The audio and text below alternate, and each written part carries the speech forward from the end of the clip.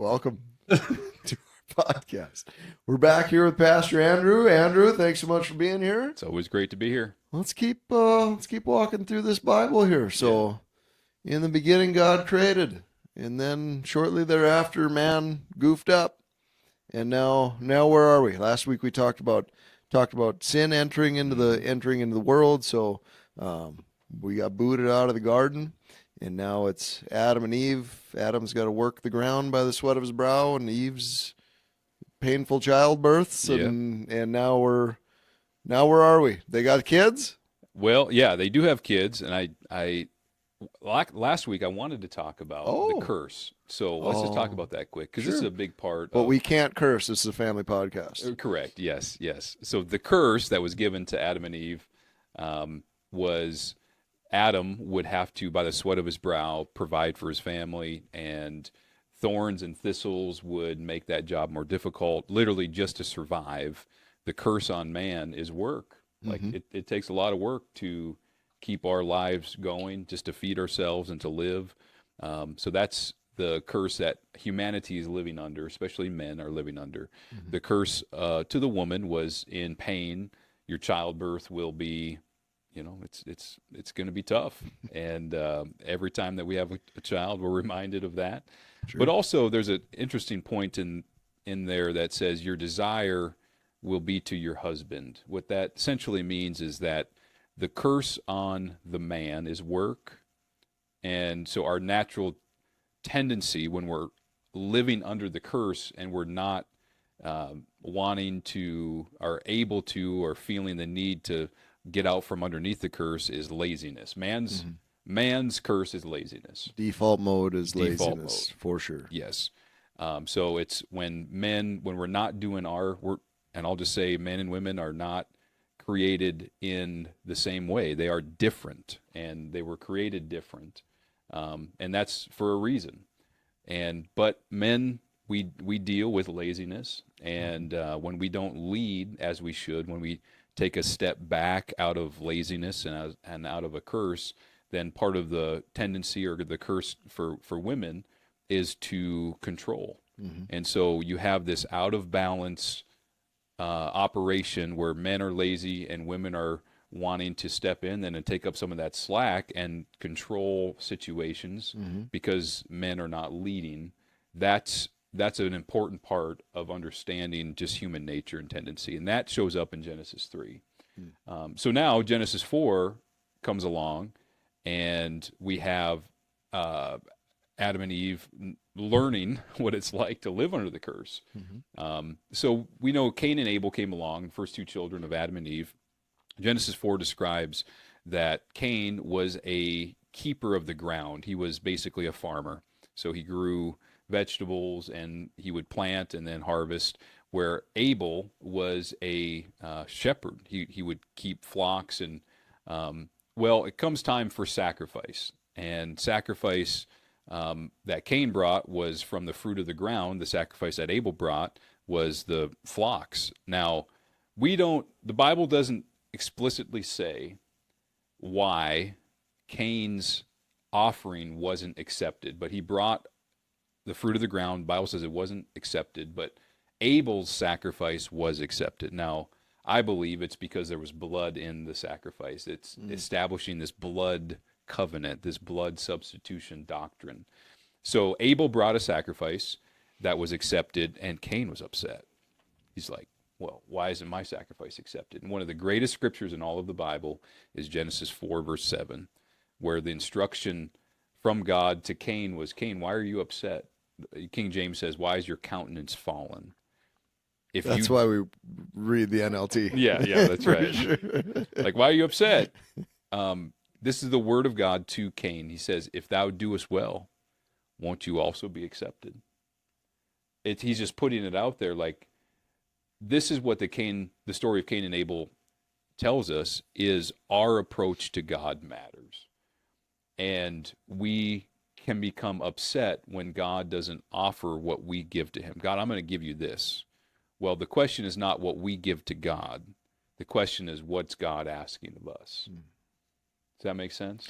100%. We've seen that several places in the Bible. We've talked about that a lot with Saul later, right? That story where God says to do something, Saul doesn't do it, but Saul's like, "Hey, well, look what I did, though." And said, "God's like, I'm not interested in what you wanted to do. I'm interested in you being. I'm not interested in your sacrifice. I'm interested in your obedience." Yeah. That's exactly it. And that scripture, 1 Samuel 15:22, says, obedience is better than sacrifice, and to listen or hearken than the fat of rams. What we can offer to God is like, what can we offer to God? Like, what can I give to God that he really needs? Right. Like, I got nothing. I got size 10.5 shoe and, Yeah. very minimal athletic ability. And, my golf game's okay, but it's not, Yeah. Yeah. God doesn't need my golf game. Um, but what's God asking for? He's just looking for obedience. And in obedience, relationship can form. So that's what Cain and Abel tells us. Again, the reason why systematic Bible study is so important is that we have went through creation account, putting our faith, our worldview in God, and then the Word of God, and then we see sin entering into the world, death by sin, which we just finished up a great Bible study on death. Mm-hmm. Death comes by sin. Death came into the world, and now we are having to deal with death. And that's the story of Cain and Abel. Cain was so upset that instead of saying, okay, God, I will come to you on your terms, he instead turned and took it out on his brother Abel. So there was 4 people on the earth at the time, Adam and Eve, Cain and Abel, and all of a sudden Cain takes out Abel. Now there's just 3. 25% murder rate. That's pretty terrible. Mm-hmm. But that's human nature. Instead of bowing his knee in obedience to a creator, he's like, well, I'm going to take out my competition. Mm-hmm. Then God will accept me. Right. Well, that's human tendency. That's showing me human nature, that we instead want to take out our brother instead of getting right ourselves. 100%.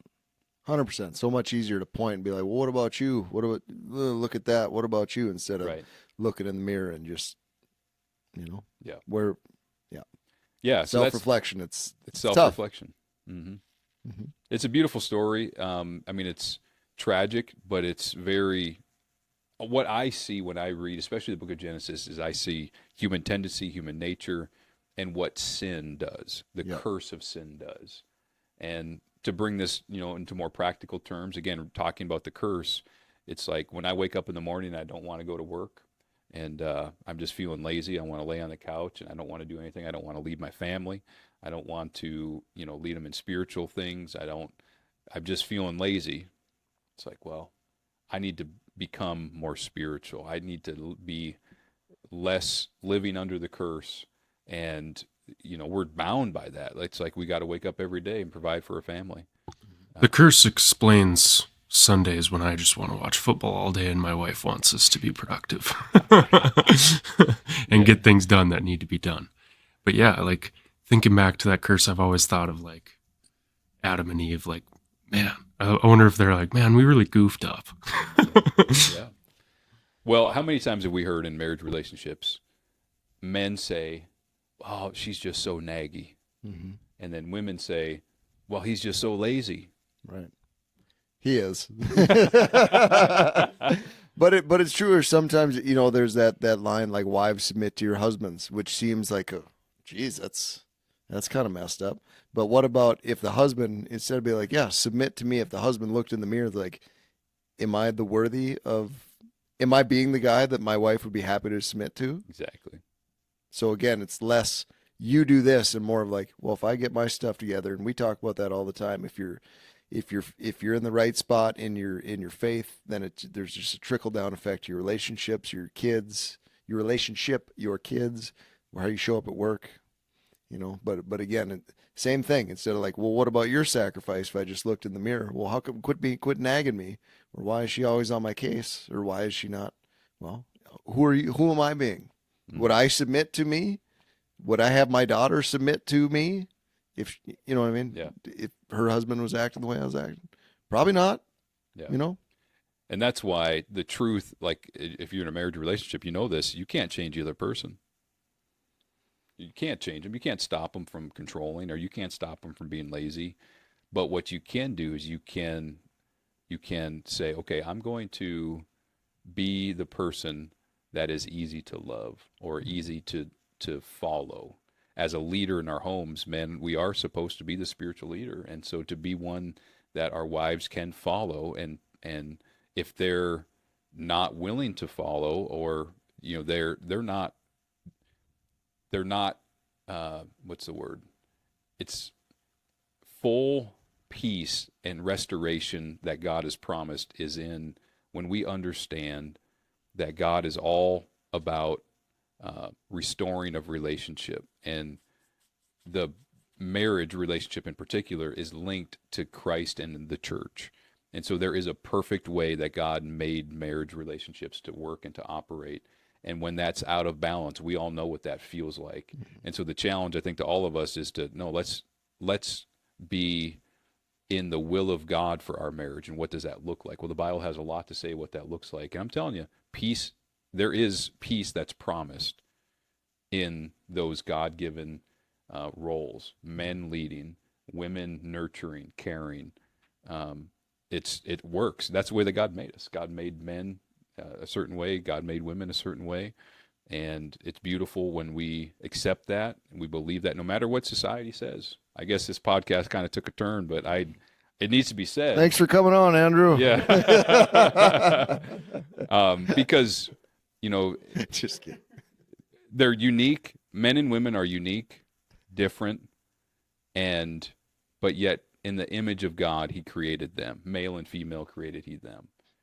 Adam, Eve was created out of the rib of Adam as his equal. There's not, the Bible is the most pro-woman book you'll ever read.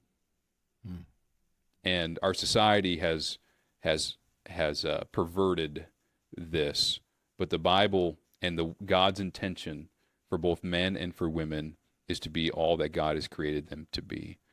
And when we accept God's order in our life, peace follows that. Yeah, and that makes perfect sense. The longer I get, the longer I spend in the Word and going on my faith journey, the more I realize, like, I'm kind of a knucklehead, and I've been doing it wrong for over 30 years. So why don't I, So it's more of just seeking that obedience, or looking for obedience, and finding, instead of trying to change everything to changing God to fit my will, why don't I try to change myself to fit? Because it seems like it does work. It does. Mm-hmm. It does. All Love right. it. Well, rock and roll. Well, thanks for coming on. Next week we'll talk about, what are we talking about? We talk about Babel. What's next? Tower of Babel. Tower of Babel. Yeah, we can get into Noah and the Ark, probably two before that, Genesis 6, and continue to kind of slog through the book of Genesis. Well, don't, try to keep it short. Don't go babbling on the. I see what know you what I'm saying? Oh. All right. Thanks for coming on, Andrew. Absolutely. All right. Ready? What are we talking about right now? Quote of the day, son. All right. Quote of the day comes from George Santayana. You know what he says? So those who cannot remember the past are condemned to repeat it. You ever hear that, like, in history class? You're like, why do we have to learn this? Why is this important? This seems dumb. It's because, like, the older I get, the more I understand there's just trends and stuff that happens in cycles and etc. So I'm starting to learn more about history. So you're saying we do that to learn from our mistakes? We just learn from the past. And so, so one thing that comes to mind, well, a couple things, like in what we do, like if you want to be successful at something, you model what's been done in the past. You become a master modeler. So if you want to learn how to be a really good real estate agent, you model what other really good real estate agents have done. You want to get jacked, you model what other jack dudes have done to get jacked. You know what I mean? Steroids. GRT. Tess. There's a funny thing about Ronnie Coleman where he's like, what do you want for Christmas? Then it's like Ronnie Coleman talking on Joe Rogan about it. He's like, just basic, tests. And he's got like this list. It's really funny. Anyway. Yeah. But the other part, so like Warren Buffett, what does he always say? He's like, be greedy when everybody's being selfish, and be selfish when everyone's being greedy, because he just knows that stuff happens in cycles, and you know what I mean. Just study the past, dude. That's what's going on. I'm on a history kick right now, Sure. and not even so much just history in general, because I feel like you hear that all the time, like, oh, this country's going to hell, all this stuff's going, but it's like, but at the same time, I feel like people have been saying that forever, you know. It's like, what's real, what's not, I don't know, but study history, study trends. Tell us that quote one more time. Those who cannot remember the past are condemned to repeat it. And that could be yourself too. It doesn't even have to be like a big nationwide, worldwide thing, but like, you want to quit smoking cigarettes, but you know that every time you have 2 beers, you're going to want to smoke a cigarette. So is this time going to be different than last time, or should we just not have those 2 beers and then we won't have that cigarette? You know what I mean? Yeah. Study history, dude. Yeah, I've never been a big history guy, but I think we could agree that this week's quote was not fire. it's all right, man. We'll try again next Hey, week. swing and a miss. 2 cents, All Josh right. and Spence.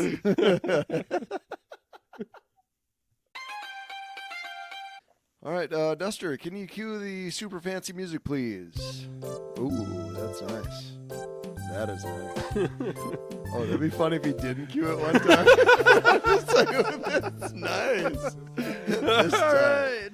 So I've switched it up a little bit. Like, I've historically kind of read the same kind of book over and over again. So I'm like, I need to expand my horizons. So one of my favorite movies of all time is Good Will Hunting. Okay, great film about limiting beliefs and acting in fear versus faith. It's the math one, right?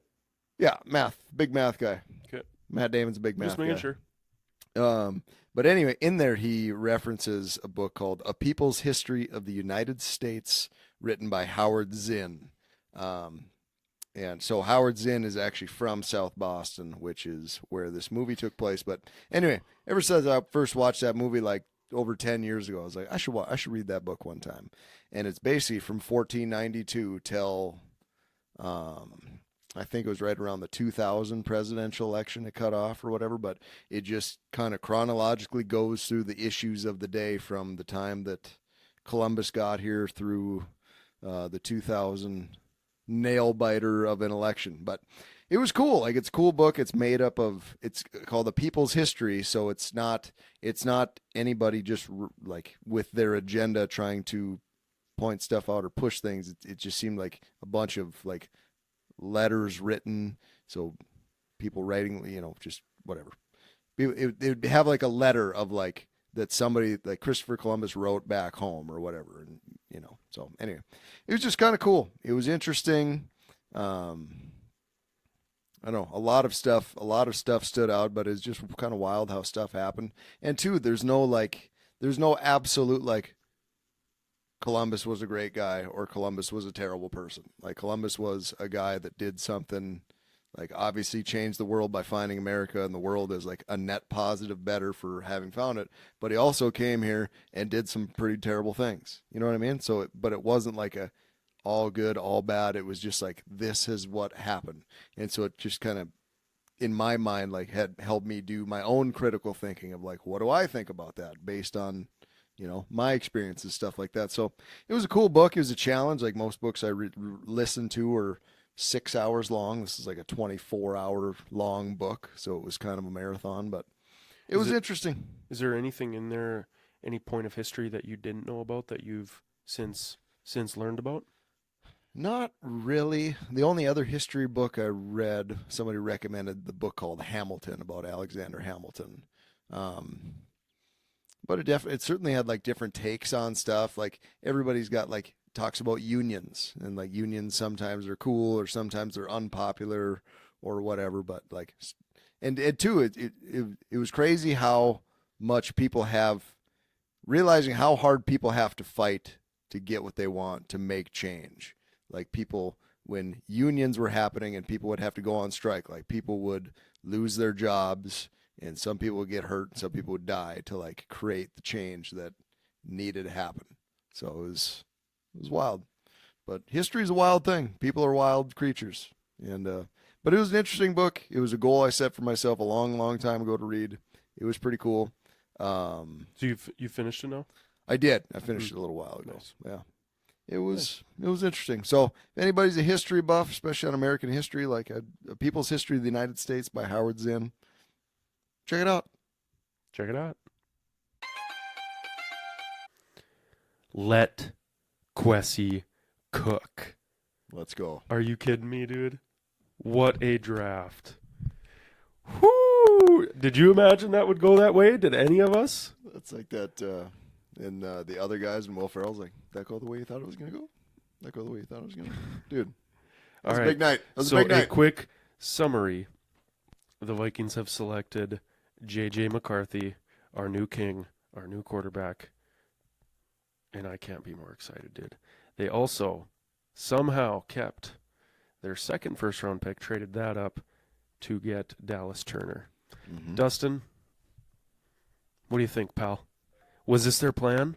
Do you think this went the way they thought? No way, right? I have no idea.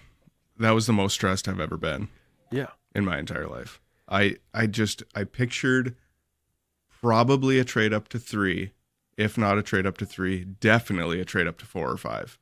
And when that didn't happen, I was, me and you were both just ready to end it all. Yeah.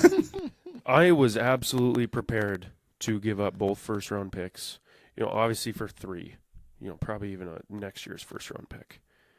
But then when the Patriots took Drake May, the Cardinals, I thought we could maybe trade with them. Give them all the picks. Who cares? Let's go get J.J. McCarthy. 5th pick comes around. Is that the Giants? No, that's the Chargers. Yep, Chargers come around. Give them all 3. Who Dude. cares? How sweaty was Daniel Jones? Oh, man. Could you imagine? Yeah, dude. I just feel like there's no way this was their plan. There's no way they got both of those picks to actually pick 2 people in the first round. They thought they'd have to trade them both to get a quarterback. Not only trade both of them, but like also next year's Yeah. first. I think that was the plan all along, was to bundle 3 firsts to get up to get Drake May or JJ McCarthy. Right. And yeah, you talk about Daniel Jones sweating. It's like that was a huge mistake. So I mean, they must have been Drake May or no one. That is that's what what came they out after. It was Drake May or bust for the Giants, and it was kind of posturing, I think, a little bit, a little gamesmanship. So, Yeah. But I mean, Daniel Jones has never thrown more than 15 touchdown passes in an entire season. So you're just going to get a receiver, hoping that makes him better. Well, I'm sure they, maybe they go get Joe Milton or Spencer Rattler or something like that. They maybe still get a quarterback that's not much better than Daniel Jones. But yeah, when they took Neighbors, oh man, I absolutely lost it. Yep. Yeah, my bad on that too, by the way. A little insider. Dustin was texting me, a full 5 minutes before the pick even happened. I don't know how this guy got it. I put my phone and my Apple Watch away. Yeah. I can't have this right now. There's like 2 picks ahead of my television. Yeah. I can't do it. Yeah, I was on the phone with Shefty. He was telling me who they were picking. Real nice guy. Every text from Dusty for an hour need a spoiler alert on it. Yeah. Okay, so the Giants take Neighbors. Next up is the Chargers. They end up taking, I thought for sure they were going to trade with. It was No. Cardinals, Yes, Marvin sorry. Harrison. Chargers took Cardinals Joe take Alt. Marvin Harrison. Yep. Chargers take Joe Alt. I thought for sure the Giants or somebody was going to come up to the Chargers and take it. I saw their pick went in. And I was like, oh man, is this happening right now? Dude, big night to be an offensive lineman last night. It was just quarterbacks and offensive linemen. Pretty wasn't it? much, yeah, and receivers. There wasn't a defensive player taken until like 13, 14? Yeah, and then a couple cornerbacks, and then we took Dallas Turner. Yeah. Okay, so Chargers. Who was after the Chargers again? Then it was the Giants. They The take Falcons. Neighbors. It was the Falcons after that. So I don't understand this. Falcons take Michael Penix Jr. So I've heard their reasoning, and it's really funny actually. So apparently ahead of the draft, they talked to Kirk Cousins and said, we are going to use a later round pick to take a quarterback, just because we need more, depth at the position. Because you got one Achilles and you're 37 years old. Exactly, and Desmond Ridder, They just sent him to the Cardinals. right. So they told him ahead of time, we're going to take a later round pick, use it on a quarterback. Then they get on the clock and they call him. They're like, "Hey, buddy, Yeah. I'm so sorry to tell you this." I but- saw that he was, quote, shocked and disappointed. Well, they took frustrated. they took a Yeah. player that doesn't help them until he's gone. Right. Okay. I mean, there was still a receiver out there for him. There was a lot of receivers out there. There was. Yeah, I mean, they could have I done don't- anything else. I don't have a ton of strong opinions about this draft. I'm jacked about J.J. McCarthy. As a guy whose initials are J.J., I mean, all kinds of J.J.'s. So I'm all in. Okay? I'm all in. Like Kirk Cole. I love you. I'm a huge Kirk guy. I wanted him to stay. I love Kirk Cousins. But then I immediately see how he was like frustrated and like kind of upset and like oh, is that frustrating when someone's not loyal to you, Kirk Cousins? Is that frustrating for you? Yeah. After he just takes the bag and leaves I and says, I want to retire a Viking. I want to retire a Redskin or Commander. I want to retire or whatever. Is that frustrating for you? When someone just does whatever's in their best interest, potentially? yeah. What doesn't Love Kirk Cousins. and Love him. I get why he's more mad, because it's like they just gave him all this money. I mean, a ton of money. Penix doesn't seem like the best fit. I mean, how old is he, Dustin? He's only like 23 right now, 22, 23. But the thing is, like, by the time Kirk's contract's over, he's gonna be 28 years old and Yeah. off his rookie contract. But the Right. thing is, like, So the why- Falcons saw him as the number 2 quarterback in the draft, Who was They- the number one? Caleb Williams. Oh, sure. So they identified him and Jaden Daniels as like equal, which is, but even so, it's like you just paid a guy $100 million guaranteed. Yeah, but like A month? Did you forget you paid him that a month ago? his age is. I mean, why wouldn't you take one of these younger quarterbacks like JJ for example, 21 years old, Can't have him. who? I mean, I feel like this is part of the tampering thing. Like maybe the Vikings got to be like, we get to choose who you can't pick. Like I don't get it. I don't get why they would go with Penix right there. Did you see the video of their draft room where the GM is fighting for his job with the owner? Yeah. The owner comes in and looks pissed. The Falcons owner? Yeah. Yeah. So he didn't want the quarterback? I mean, I don't know for sure. You can't hear anything. It But looks just like looking at it, the GM is like, he's terrified. the body language is like they're arguing, and the GM Yeah. is like defending himself. Well, we had to. Yeah. Bro, that was such a wild pick. That was Yeah. such a wild pick. Do you think they do? Well, like, okay, Kirk. Well, I mean, you're old. You've never been overly mobile. You're coming off an Achilles injury. Like, are they gonna like put together packages for this dude? So the Probably. problem I have with the whole pick too is like, if you're picking him for depth, it's like He's not a depth. he's not a depth though. quarterback. I mean, he could No, be. that's Kirk's replacement. But he could be if their logic was like, we want him as his replacement, plus he's a depth piece. So if Kirk goes down, we have an easy transition. He'd be a good depth piece for like, I don't know, some other mobile. Like, Qu- Lamar, like- yeah, they play different. Yeah, Yeah, that's a totally different playbook that you're running with Kirk Cousins and it's the Josh Dobbs, Kirk Cousins thing. It's Yeah. like he was a good stopgap for a week or two, but the playbook has to be completely different for those two quarterbacks. Yeah, that just makes no sense to me. But man, was I ever happy when that happened. Yeah. But then the roller coaster comes because then it's the Titans at 9, Yep. and we're like, gotta trade up here. Yep. Or no, it's Titans must have been 8 because the Bears were 9. Do you mind if we press pause? We kind of like Caleb Williams being the clear forever number one, but they pick Caleb Williams, and then their next pick is like a dynamic wide receiver. Like the Chicago Bears just got pretty exciting. Yeah. And Yeah, I was really nervous. I'm glad that they did that. I was nervous that they were gonna accept a They Broncos trade or easily whatever could have just traded to with. screw us Yep, over. they could have traded with the Broncos. Still probably got him. and oh then- yeah. And then the Vikings don't get their quarterback. Sorry for burping into the mic.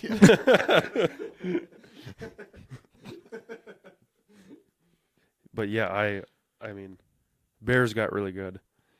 The whole NFC North is yeah. a tough place to be. So For sure. So JJ's walking into a great situation with the Vikings, and yet that's a tough division. Yeah. So we ended up going up one spot with the Jets, correct? Correct. With the Jets, probably overpaid to go up just one spot, but who cares? Well, they had to. The Broncos and Raiders were both on the phone with the Jets to jump us to get JJ McCarthy, so Yeah. had to happen. I thought, yeah, for sure that they, the Broncos said Bo Nix was their guy. I'm not buying that for a second. They had to have also been on the phone trying to trade with the Jets, so I'm glad we did it. Nothing would have made me more upset than to watch JJ McCarthy go one pick before us to somebody who traded, and it probably would have been a awful trade. Like, we couldn't do that. Like, I don't know. I don't care if we overpaid to go up one spot. It's worth it to me. Right. But then they called JJ McCarthy. Big pop. Everybody's excited. And then all of the social media stuff comes out, the phone call with him, the call in the room with him and his family and everything. And I'm going to tell you right now, I don't think I've ever been a bigger fan of a quarterback than JJ McCarthy. Yeah, dude. Yeah. Yeah. Kid's got some swag, huh? For sure. He just seems like a good guy, too. I mean, he couldn't be coming into a better situation. It seems like him and Kevin O'Connell have already built up a really good He'd run through a brick wall relationship. for him. For sure. At the very end of the call, first Kwesi calls him and he's like, "One love," he says, because he's a big Bob Marley fan. So they have their little banter or whatever. Then Kevin gets on the phone. He's like, "Sorry it took so long. Still got you. That was the plan all along or whatever." And his first response on the other end was, "I would have waited 2 days for you guys to call. So I'm jacked. Let's go." Let's go. So the question is, how long do we sit J.J. McCarthy behind Sam Darnold? And how long do we give Sam Darnold? How many interceptions is it going to take for us to be like, get this guy out of here? I've always been higher on Sam Darnold than I probably should be. I am too. I Same. feel I like think he'll be good. going into that draft, he was the projected number one overall in his draft, which was a good draft class. It's where Yep. Baker Mayfield went number one, I Yep. believe. Yep. Lamar was in that. He was number one in a big time draft class. And looked good at San Francisco the few times he played. 100%. And so much like JJ McCarthy, he's also coming into a good situation. So I would hope, I don't know, I would think it would be sweet if Sam Darnold got a year. I agree. Give the kid a year. I don't know. The only thing that makes me nervous is how much longer.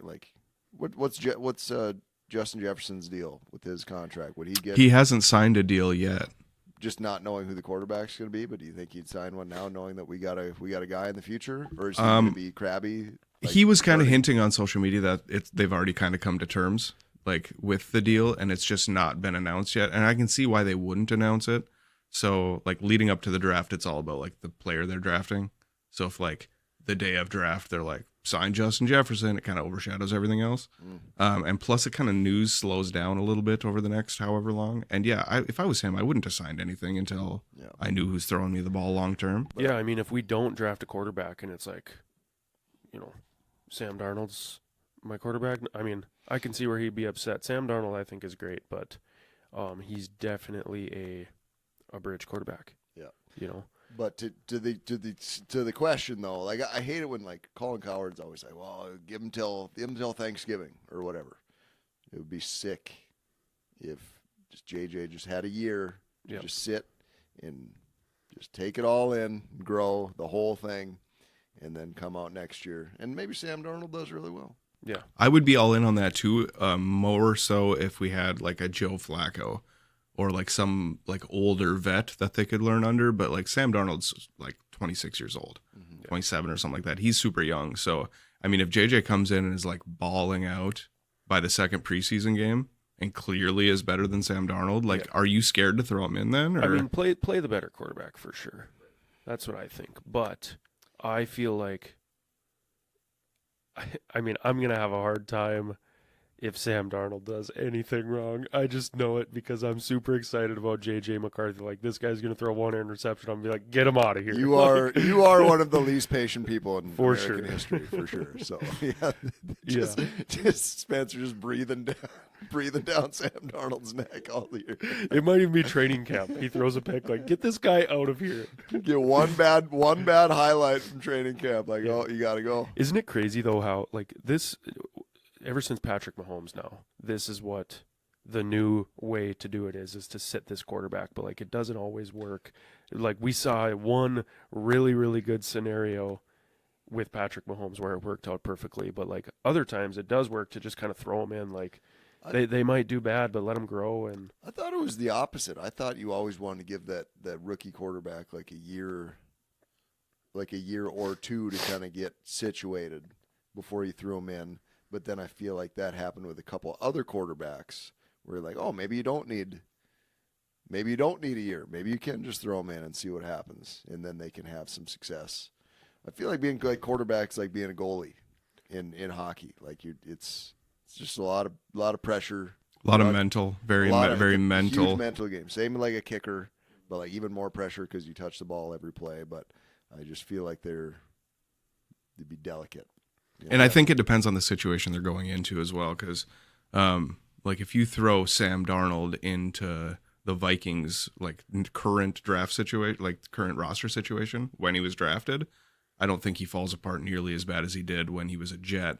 And their entire coaching staff is no longer in the NFL. Like, right. currently who had drafted Sam Darnold don't have jobs in the NFL anymore.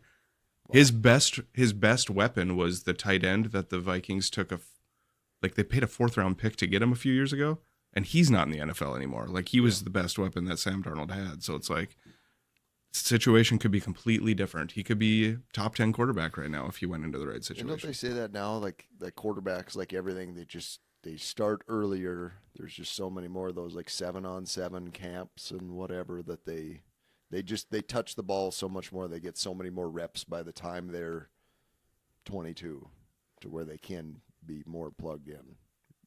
Can be plugged in quicker. yeah. And J.J. McCarthy is also, like, he's fresher than most other rookie quarterbacks. I mean, he's only 21 years old, but, like, someone, I think I heard, like he was in high school for COVID and stuff like that. Yeah. Like, he's just had less experience, but also less wear and tear on his body. Mm-hmm. So, like, I'm okay with him sitting longer. The thing obviously this would be a good problem to have, but yeah, like, what if Sam Darnold does do really, really good and we've got ourselves a QB controversy? I thought the coolest thing though was, like, if you watched the McAfee draft spectacular last night, they had Bill Belichick on there, and they're like going quarterback through quarterback. Belichick was kind of not like roasting any player. He was definitely gassing them all up, and he would say like all the good things that they did. He definitely said some bad things about each player too, where the normal draft did not do that. 100%. And he always had one bad thing, but it was like with Caleb Williams, it was like the guy just doesn't want to take the obvious throw. He wants to like make a play, you know. Drake May can't get his feet set and looks kind of like a goon out there at times. Jaden Daniels wants to tuck the ball and run. Security. Yeah, and he wants to tuck the ball and run first time anything goes haywire. And then he gets to JJ McCarthy and he's like, he overthrew a receiver once or twice. And that was it. Like, there was nothing super bad, he said. He's like, the guy's floor is really high. His ceiling might not be as high as everybody else's. He might not have that top end like Caleb Williams or Drake May, but his floor is way better. He doesn't turn the ball over. Sneaky athletic. Okay. And he's quick. He's got like run plays that he can run with him. Like, he never had that with Kirk. So man, it would be cool to be able to implement like some option plays just we've never been able to do that. We were able to with Josh Dobbs for 2 games, but Like, you see your quarterback take off and not like wince, like yeah. no, Kirk. Yeah. Well, I am. Oh man, I'm ecstatic. I feel like that could not have gone better. I did not imagine we would be able to take a second first round pick. Pumped about this guy too, Dallas Turner. Don't know anything about him because all I've spent time doing is looking at quarterbacks for this draft. So Dallas Turner actually, like before Kirk decided to leave, Dallas Turner was the most mocked player to the Vikings Okay. because they assumed Daniil Hunter was gonna walk or they were gonna lose him in free agency, and they needed to replace that. Well, then they go out and get Jonathan Grenard and Van Ginkel. Yep. So they have their edge, but then they bring in this guy who's like he's kind of a wild card too because he sounds like he's a raw talent.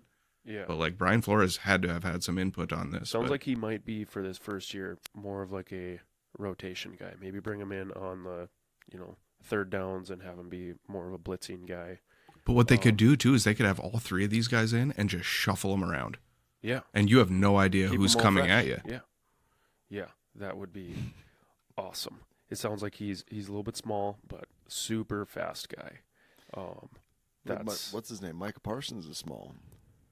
That was kind of the comp though. Yeah, like I right. saw, it was Him like and he's a Brian he's a Burns. Micah Parsons But type. that's what I'm saying. Like he's not as big as you would think, but just like you've seen what that dude can do. Just Yeah. strong and fast. maybe even have him playing a little off ball at some point. Who knows, man? I'm pumped about this guy too. Little bit of an overpay. I was just gonna say I probably Yep. overpaid. Do you for- have the draft capital they gave up for it? I pulled up? don't. I can. It was find like though. it was like a pick swap, and then we gave up 2 more picks next year. Yeah. But that tells me the Vikes really liked him. I mean, to go up and trade again for him, after seeing what Kwesi did, I have all the trust in the world in Kwesi. Let him cook. They must have loved this guy, so I'm okay with it. oh yeah, so like next year, the thing that like makes me nervous about like giving up all that draft capital is now next year's draft. It's like we have a first round pick and nothing else. So I'm pretty confident that they're going to end up trading back next year. Unfortunately, I think they're going to trade back from their number 1 pick next year. Don't we have like a bunch of free agent money though too, or something like that? Yeah, they're going to have like the 3rd to 5th most cap space of any team in the NFL. So who needs the picks? Just So pay you're them. gonna- so you're Just gonna have pay a ton people. Of free, Right. ton of free cap space on a team that has a quarterback that had like Quarterback, receiver, left tackle, bookend defensive coach. ends, head coach. handsome head coach, tall, handsome, energetic head coach. Sure. What? The future is very bright though. Like I'm jacked up. I did not expect the draft to go this way. I thought they're going to have to give up 3 draft picks plus to get 1 player. And like if we're sitting here, and the Vikings gave up to go to the 4th overall pick for, they gave up 11, 23, and next year's first, I'd still be happy. Like I still would have came in here and been pumped, but somehow we didn't have to do that, which is just wild. There's no way that they thought this would go this way.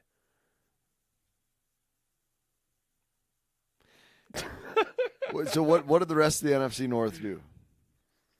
I think the Bears took Caleb Williams and Yeah, a we talked receiver. about The Lions took a cornerback, and the Packers took an took a- offensive lineman, I believe a left tackle, Yeah. which Mad Mel Kiper was not too was not thrilled thrilled. about. Might have broke his hand, actually. I love Mad Mel Kiper season, dude. Like, let's go. That poor impression guy. is just so good, though. Like, now here's a guy comes in. There's the guy. Oh man, but yeah, Mel Kiper. I heard he doesn't have a cell phone. Like actual Mel I heard Kiper. Real Mad Mel Mel Kiper. Kiper doesn't have a cell phone. I heard he has 5 landline phones at his house, and I heard if you need to text him, you got to get permission from his wife to text his wife, and she'll tell him. I'd believe it. That's what He my just sources seems like tell that me. type of guy. But could you imagine, like, 30 years of just saying outrageous, incorrect things, and you just keep. I didn't Showing even up. see him at all last night at the real draft. No, Is he still? he is like doing like I see him on Get Up every once in a while, like in the mornings. He'll come on and just give his thing, but I didn't see him at all during the draft coverage. It was weird. Yeah. A lot of the younger fellows. Who's the Field Yates? I think he was on there a lot. No, I feel like Mad Mel was on with Booger McFarlane. We're talking about the real Mel. Are we talking about Mad Mel? He's talking about the real Mel Mel Kiper. Kiper. I'm We're talking actual about Mad Mel. Mad I'm- Mel I'm- Kiper. Ty Schmidt, Mad Mel And I'm Kiper. not talking about Ty Schmidt. I'm talking about Mel Kiper, the real human that the other guy makes fun of. Which I'm all Mad in. Mel's way better. Ty Schmidt Yeah. does it better. Yeah. He does Mel Kiper better than Mel Kiper does Mel Kiper. Yeah. But to wrap it all up, would we all agree that we're pretty stoked about this draft? I don't know. I mean, I'll see you at the Super Bowl, I guess. Do we buy our tickets now or? Yeah. I don't think it could have gone better. I'm jacked up. Like I was sweating the first 9 picks. Our group chat had some negative energy for the first handful of Well, picks. yeah, Insider Dustin was spoiling it, but I sorry about do that. feel like there was a gif of a guy drinking bleach. well, that's what I mean. I hated Quessy. Those first couple picks, like I'm sure we offered the Patriots everything, and they're just like, no, we had to have. Well, that was another thing is like the report came out from the Patriots saying they were going to wait until there was basically 0 seconds on the clock, just in case any offers came in. And then they made the pick with like 4.5 minutes left. Yeah. So it's like they knew. Maybe they were just hoping somebody been like 6 first rounders or something. I'm sure we were trying to get up to number 3 before the draft. So we had probably already offered them everything.